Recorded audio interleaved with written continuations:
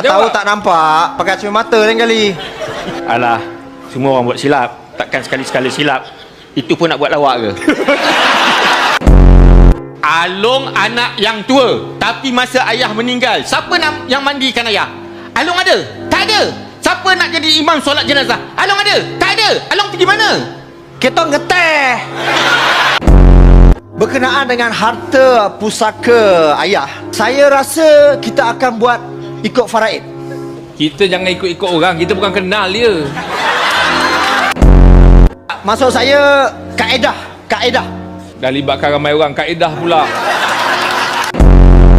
Abang dengan kau darah daging, takkan abang nak ambil lebih? Yap, betul. Abang 3 juta, semuanya balance kau punya. Balance semua tu, semua balance tu kau ambil. 5 juta, abang ambil 3, balance semua saya dapat. Semua awak dapat. Semua terlalu banyak bang. Saya bagi abang 1 juta lagi. 1 juta, abang 4 juta, Dan balance semua saya ambil. semua tu kau ambil. Semua berapa nak kira? Semua banyak. Baik abang ambil semua, kau ambil 4 juta tu.